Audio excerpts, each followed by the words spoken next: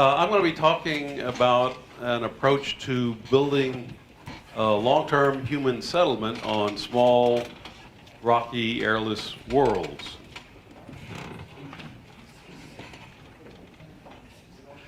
And the idea is in part a response to a concept that Kim Stanley Robinson made in his book Aurora. And, well, he tried to make a number of comments, a number of points. But the one I want to address is his idea that interstellar colonization is going to be really hard. I tend to agree with that. When we land on another planet, we'll find that's either alive or dead. You know, that's hard to argue with. If it's alive, we'll be in trouble because that life that's already there will either make us sick or kill us. And, you know, that's an open question, but, you know, from what I understand now, I'm inclined to agree with it. You've also got the ethical issue that the previous speaker mentioned about interfering with existing life forms. So then he goes on to say, if it's dead, we'll have to terraform it, in which case we'll die before it's ready. And Kim Stanley Robinson has thought about terraforming quite a bit, and he probably understands it better than most.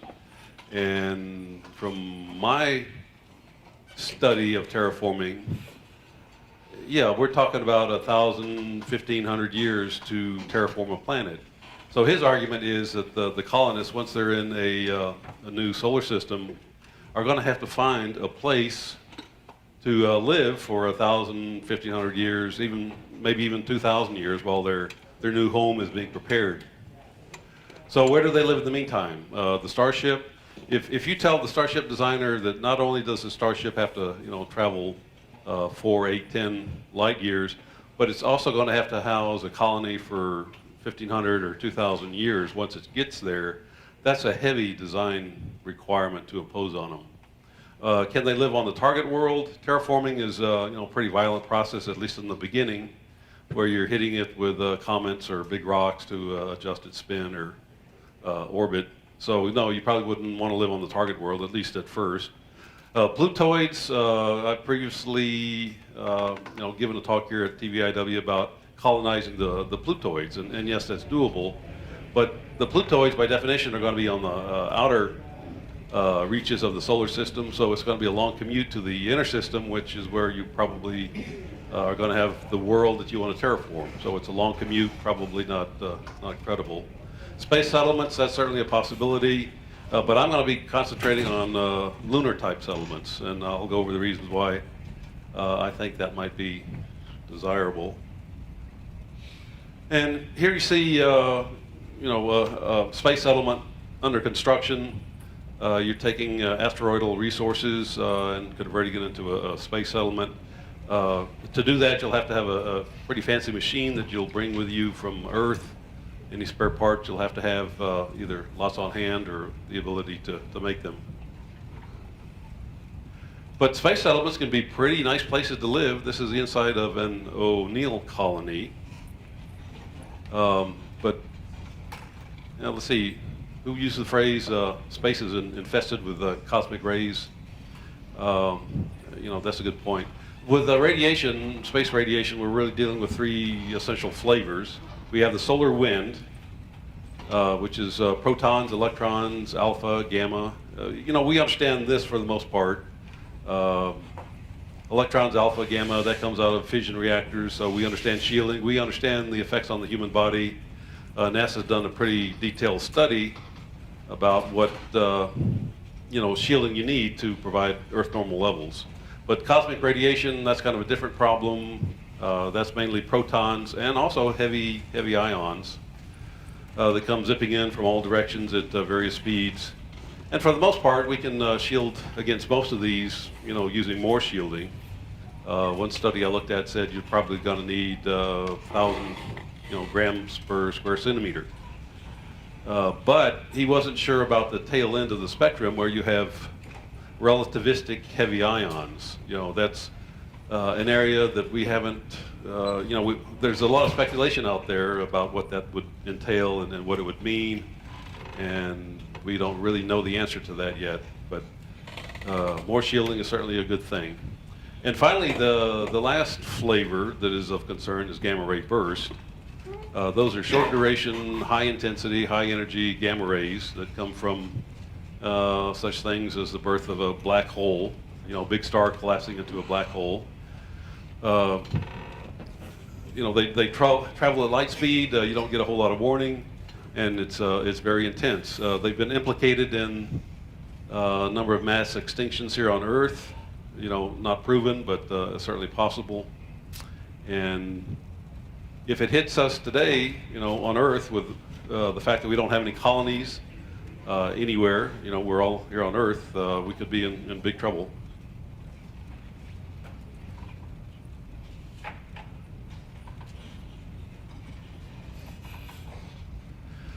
Okay, so why would we want to build a settlement on a small rocky world? Small rocky worlds, I'm talking about places like Mercury, the Moon, Mars. There are a number of asteroids that would qualify. So they're fairly common in this solar system, and there's no reason to think that they would not be common in other solar systems. They have resources that you can use. They're fairly close to the target world. In other words, they're going to be inside the inner solar system. They have a relatively small gravity well compared to Earth. And best of all, we have one real close that we can practice on.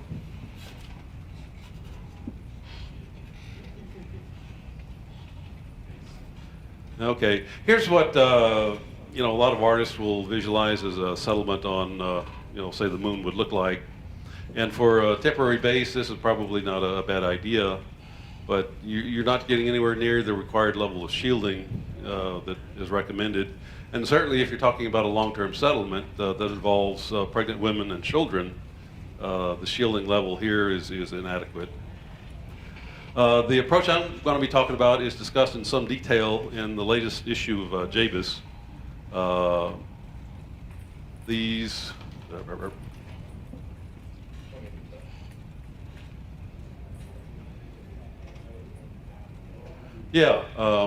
The latest issue of JBIS, we have 2 articles on constructing such a settlement. It involves the vitrification process of the regolith.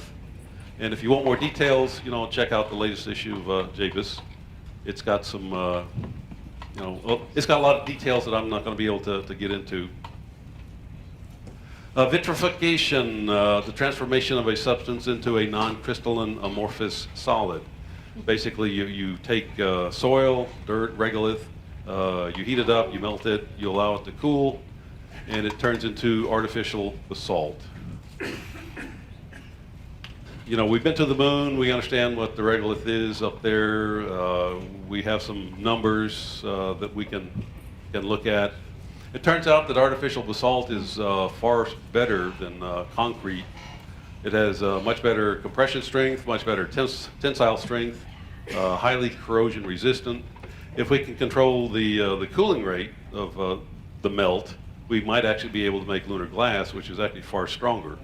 But here we're going to assume that we're looking at artificial basalt.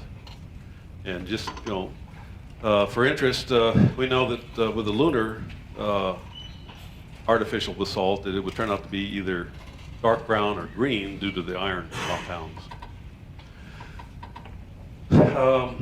We know how much energy it's going to take to make the artificial basalt, and say 500 kilowatt hours per ton, which is a lot less actually than making earth-based cement. Let's start with 1 square kilometer of solar sails, a reasonable efficiency. That gives you a certain power that you could work with, and that allows you to process 500 tons per hour. So, not shabby. And when you melt the lunar regolith, all the volatiles will off-gas. So that gives you an opportunity to collect them. And we've talked about helium-3 and hydrogen and oxygen and nitrogen.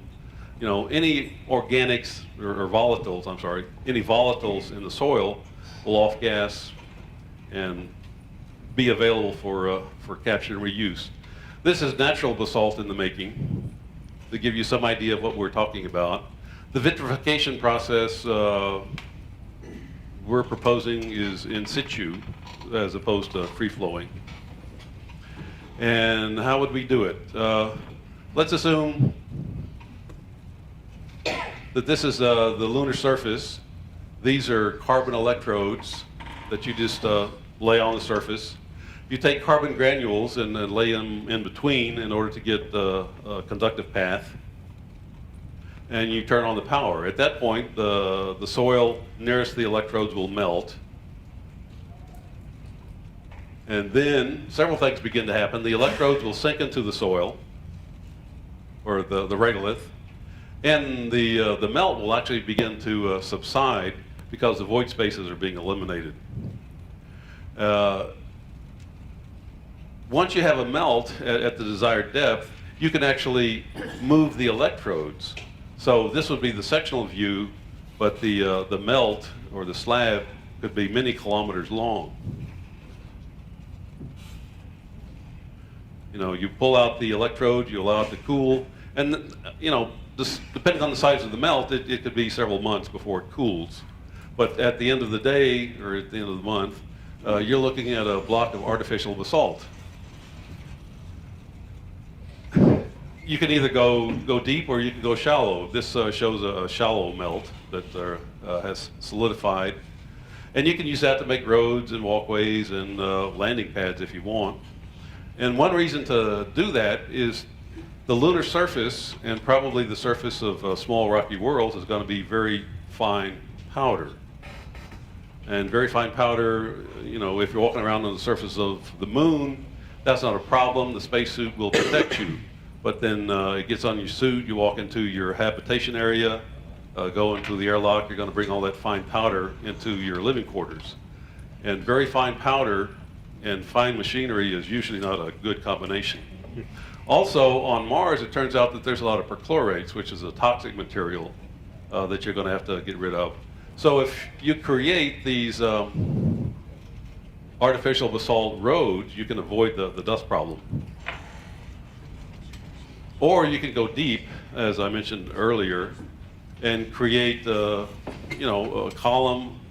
And if you move the electrodes while you have the melt, you can actually create a long wall. Okay, here, let's start with two long parallel walls. And what we're going to do here is then bring in our vitrification equipment and melt this, and we have a ceiling. Then we come in and we remove some of this material, and we get this. Then we come in with our vitrification equipment and vitrify this area, and we end up with something like this. So what we've done is create an artificial basalt cavern. And we talked about shielding needs previously, and what you could do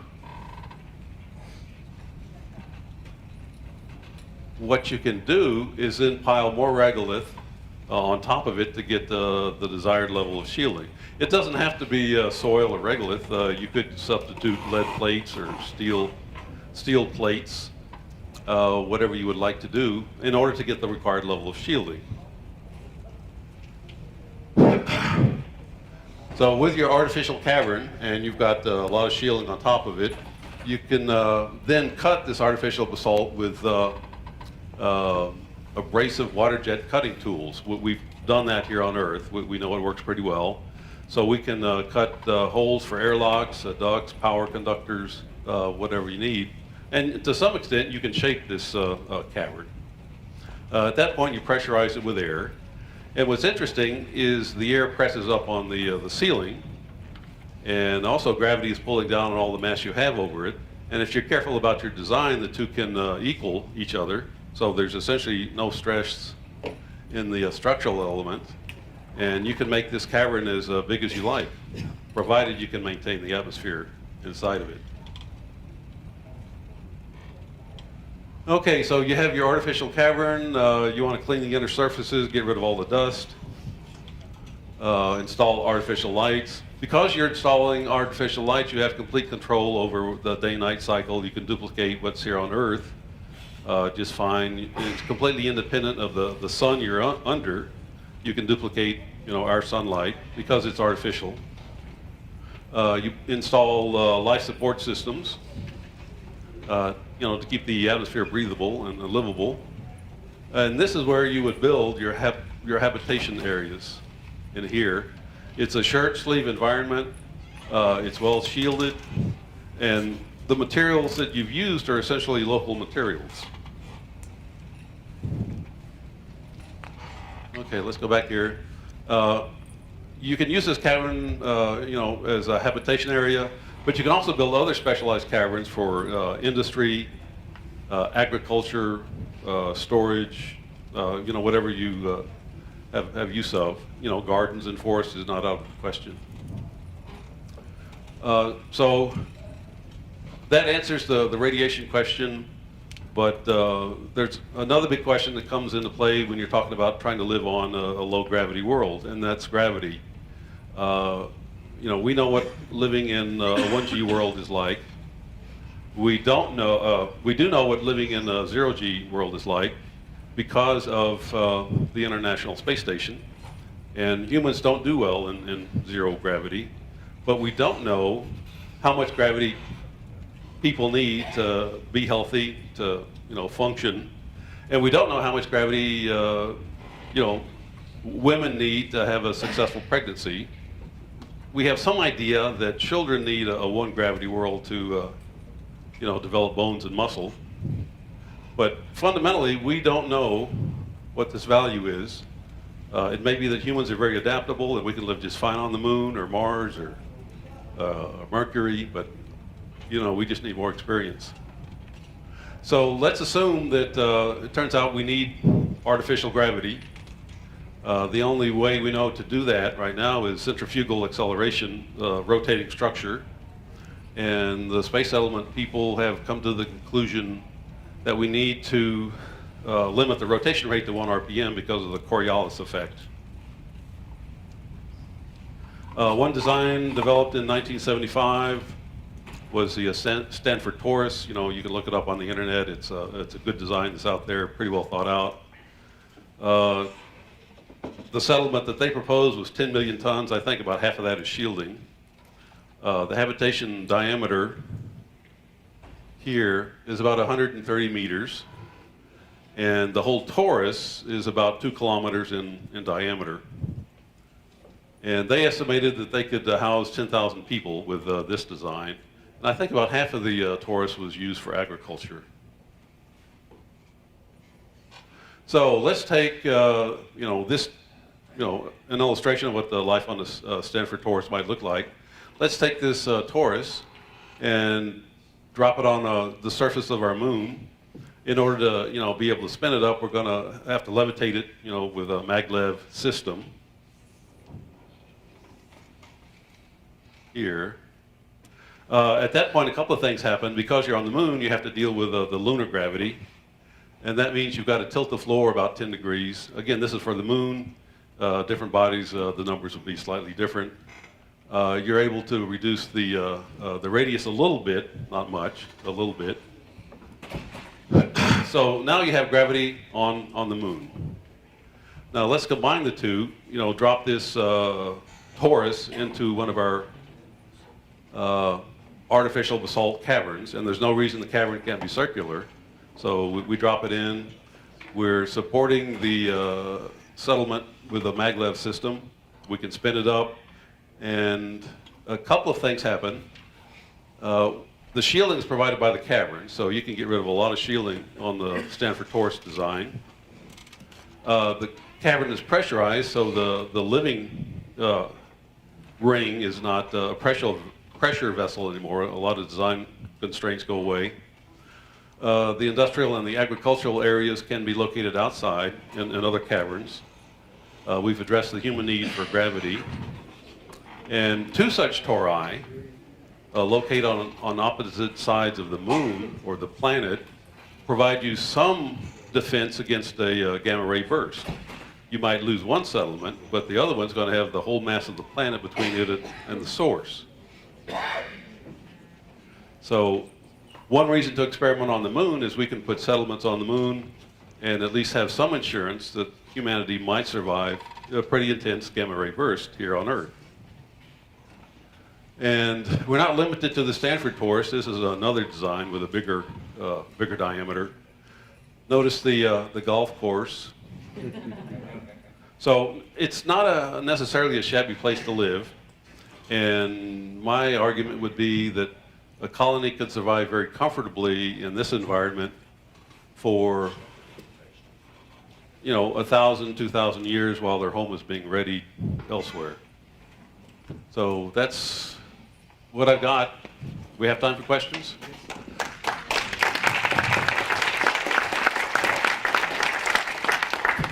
we do. We're going to, some time showed up later in the day, so we're going to take 5 minutes of that time now for Q&A. Thank you. And we'll start at 9:00. Lunch will be served at 12:25. So please. Greg? Thank you, Ken. Very good talk. I have a historical question for you, and you might know the answer to this. Sometimes in the earlier mid-70s, Bob Parkinson in the UK gave an estimate of the amount of mass we'd have to take from Earth to build a self-sustaining colony on the moon or a moon-like world. Something like 1 or 2 million kilograms. Bob Forward used it, I used it, Jerry O'Neill used it, probably many others. Do you believe it's accurate? I mean, the mass required to set this thing up. That's probably a reasonable number at this point.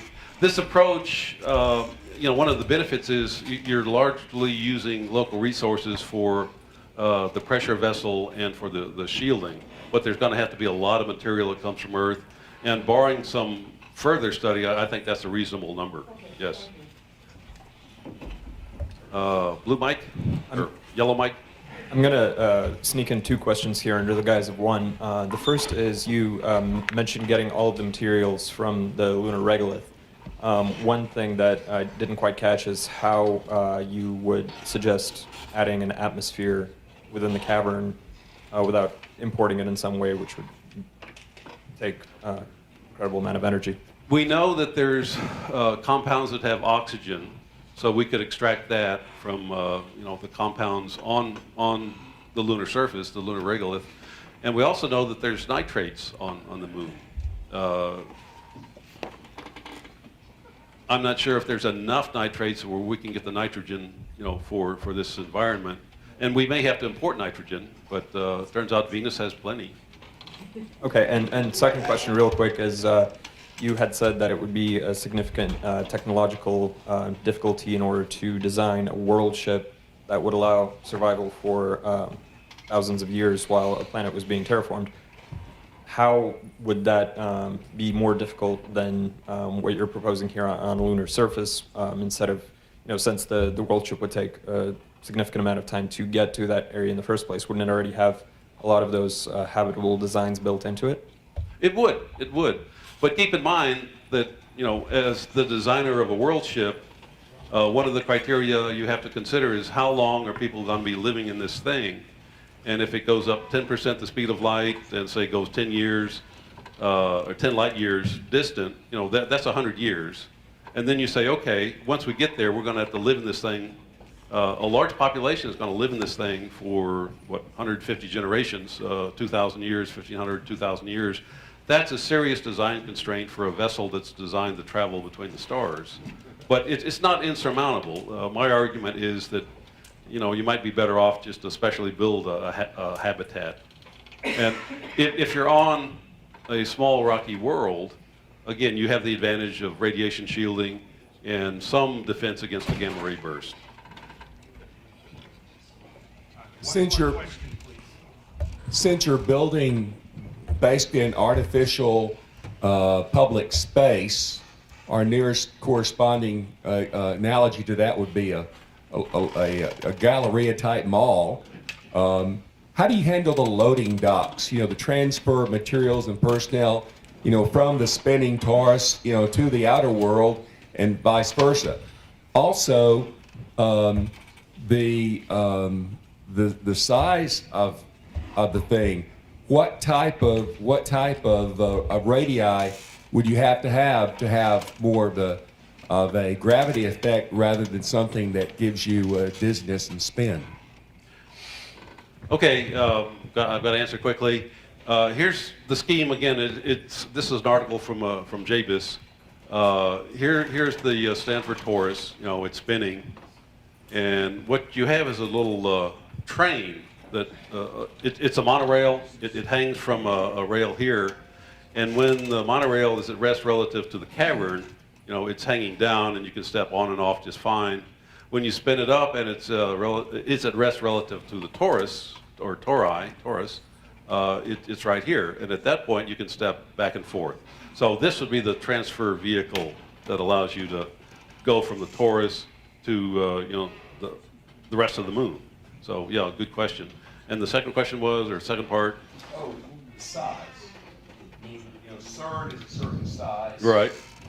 But for the reason that, you know, if you have too small of a spinning cycle, it more makes you dizzy than it gives you gravity. And that's where the 1 RPM limit comes in. You know, that's speculation. We need to confirm it with actual experience. But as long as you have 1 RPM, you can avoid the Coriolis effect. And that means you're essentially, you know, the diameter is essentially 2 kilometers. All right, thank you.